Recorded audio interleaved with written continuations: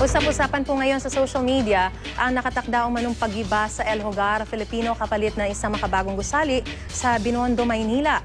Isa po ang gusaling ito sa itinuturing na historical structure ng National Historical Commission of the Philippines. May news to go si Sherry Ann Torres. Ang El Hogar ay tinuturing na isa sa mga historical structure ng NHCP o National Historical Commission of the Philippines. May 100 taon na ito nakatayo sa Binondo sa Maynila. Isa ito sa mga gusaling nananatiling nakatindig sa kabila ng mga pambobomba noong World War II. Mula na itinayo ang El Hogar Building dito sa Binondo, Maynila noong 1914, iba't iba na talaga ang naging serbisyo nito sa mga Pilipino. Mula sa pagiging tanggapan ng kooperatiba, naukupa ito noong panahon ng Hapon at ng Amerikano. At sa makabagong panahon, naging panibago itong tanggapan ng mga Pilipino. Pero mahigit 1 taon na ngayon, ang makasaysayang El Hogar, isa na lang ngayong malaking espasyo o abandonadong gusali.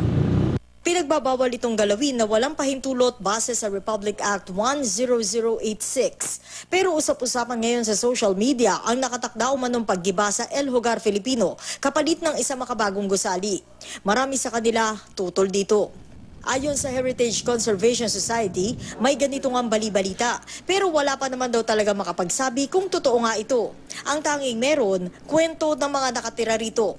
Those are 3 indications that we see that anybody who's in the construction industry will know that that means that there is activity going to start very soon.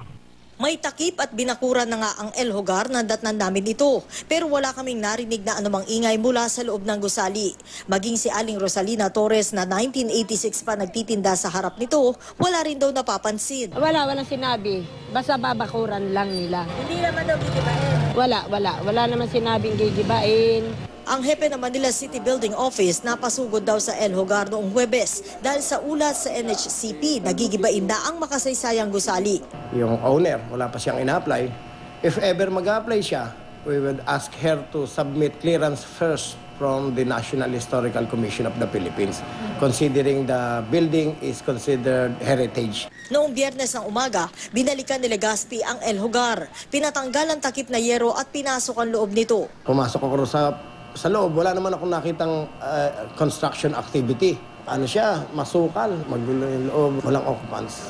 Sa records ng City Assessor's Office, nananatiling El Hogar Filipino ang nakarehistrong may-ari sa 1,413.20 square meters na property nito.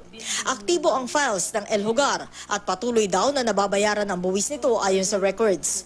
Ang Heritage Conservation Society nag-alok naman ng tulong para mapreserba pa ang gusali. This is part of our history and our identity as Filipinos, as people who live in Manila. And if we allow these structures to be demolished, our children are not going to know the history of our city. They're not going to be able to see these things. Sherry Ann Torres, GMA News.